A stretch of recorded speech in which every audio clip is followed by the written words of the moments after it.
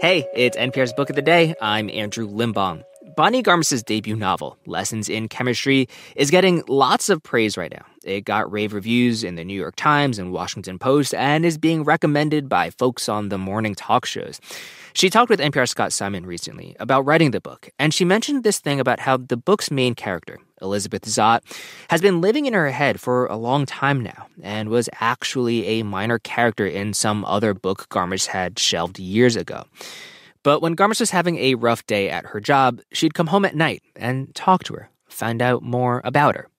It's one of those stories that makes you think about that novel you've got tucked away, maybe in some random miscellaneous folder on your desktop or just tucked away on the shelf of your head.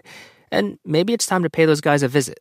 Support for this podcast and the following message come from the Southern Environmental Law Center, the South's largest environmental advocate and protector. SELC is dedicated to tackling the toughest environmental challenges by protecting our air, water, land, wildlife, and the people that live there. Learn more at southernenvironment.org. Support for NPR and the following message come from Sattva. Sattva luxury mattresses are every bit as elegant as the most expensive brands, but because they're sold online, they're about half the price. Visit SAATVA.com/NPR and save an additional $200. Elizabeth Zott is a chemist who hosts a cooking show because it's the early 1960s. And sexism, double standards, outright assault, scientific theft and discrimination all keep her from working as an actual scientist. But her TV show, Supper at 6, in which she calls vinegar and salt acetic acid with a pinch of sodium chloride, becomes a huge hit. In Bonnie Garmus' debut novel, Lessons in Chemistry. And Bonnie Garmus, who's been a copywriter, creative director, and open water swimmer, joins us now from London. Thanks so much for being with us. Oh, thank you, Scott. I'm thrilled to be here. Tell us about Elizabeth Zott in the early 1960s. She, and so much of your book is absolutely chemistry. She seems like a chemical element suspended in a different time almost.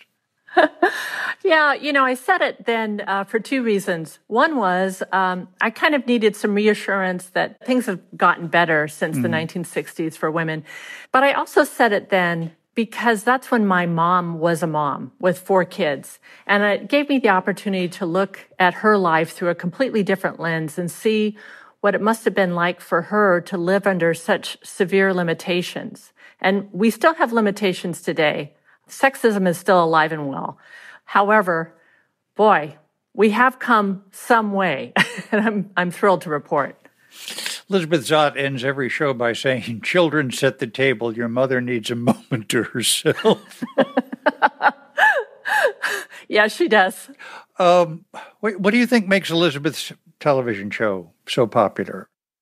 I think what makes her show popular is that she treats her audience with respect. Mm-hmm. These women at home were often dismissed as average housewives or plain Jane's average housewives. They were just average. Mm-hmm. And in fact, they were women just like women today that had plenty of dreams and ambitions, but they couldn't aspire to very much. So when she took them seriously, it was like they were reawakening and they were starting to remember who they were too. Mm. She enters into a relationship with Calvin, a scientist at her lab, a very eminent scientist. What chemistry draws them together? Well, true love is actually based on chemistry. There are all sorts of hormones involved, of course. But I think what really draws them together is the fact that Calvin sees her first for her mind. He falls in love with her because he realizes that she is essentially brilliant. He has probably a similar brain to hers. They see things the same way. And he has a much easier go of it because, he's a man and she has no help in that regard. So she has to fight everything on her own and she doesn't want to accept help of any kind. When I introduced you as copywriter, creative director, and open water swimmer, mm-hmm. you must have been a great chemistry student too. Oh my gosh, I'm so sorry to tell you that I was terrible. The last time I took chemistry was in high school. I passed, but I didn't really enjoy it. But when I sat down to write this book, as a copywriter, first, you always write about things you don't know. That's probably the best part of copywriting is you're always exploring new products, new people, new ideas constantly. And it's one of the things I've enjoyed most in that part of my career. So when I sat down to write lessons in chemistry, I knew she was going to be a chemist, and I knew I'd have to teach myself basic chemistry. And that wasn't that much fun, but I actually bought a textbook off of eBay from the 50s and learned basic chemistry from that book. Oh, mercy. I've got to ask you about 6:30, the dog. If there's a sequel, may I vote for 6:30 to be the center of attention, even the narrator? Oh, my gosh. You have no idea what that means to me. Thank you, Scott. 6:30 is the only character in the book who's actually based on a real being, and that was my dog, Friday. And Friday after the Robinson Crusoe character or another? Actually, my kids named her Friday. We weren't sure why because we adopted her on a Saturday, but we just went with it. And she had been badly abused, and we adopted her at a shelter. We weren't quite sure what she would be like. And she turned out to be extremely smart and devoted to us. She, even when we moved abroad, she learned some German. I mean, this dog knew a lot of words. My gosh, goodness gracious. Yeah. I understand your current dog is 99, named 99. Anything to do with Get Smart? Thank you. Gosh, Scott, you're just nailing me. Yes, absolutely. My best friend and I grew up together calling each other 86 and 99. Aww. And this was, we need to explain, a sitcom about secret agents. Barbara Feldon was 99, yeah. Exactly. And she and I called each other 86 and 99 our entire lives. And unfortunately, she was involved in a tragic accident about 10 years ago and died. But when my husband and I adopted our dog, she was a retired Greyhound racer, 6 years old, and her name was Cake Angel. And she didn't respond to that name. And so we named her 99. And she reminds me of my friend. So for me, it's been a delight. And I feel like it's an honor to have a dog that exhibits some of the smart characteristics of Barbara Feldon and my friend.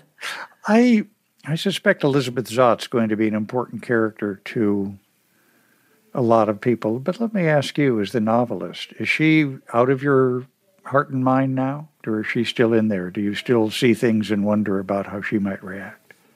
I see her all the time. It's sort of funny to talk about when you have all these people living in your head telling you about their day or what's going on or what's happening. But yeah, she definitely comes back to me frequently to talk. Yeah. Do you talk back? Yeah, I'm afraid of her, but I talk back a little bit. I always felt like when I sat down to write lessons in chemistry, it was because I'd had a very bad day at work. And I went back to my desk to work, and instead of working, I felt like this character was sitting beside me. And I didn't know much about her. She'd been a minor character in a book that I'd started and shelved years and years ago. And suddenly I just saw her, and she said, you think you've had a bad day? No, I've had a bad day. And then I wrote that first chapter, and I wasn't really sure where it was going, but I knew what was going to be the end, and that was it. I just had to fill in the entire middle part. Bonnie Garmus, her novel, Lessons in Chemistry. Thank you so much for being with us. Oh, thank you, Scott. It was a pleasure.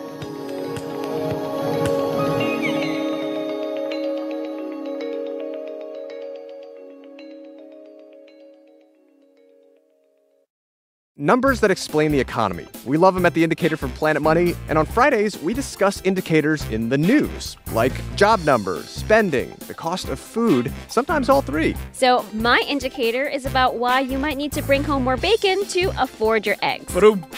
I'll be here all week.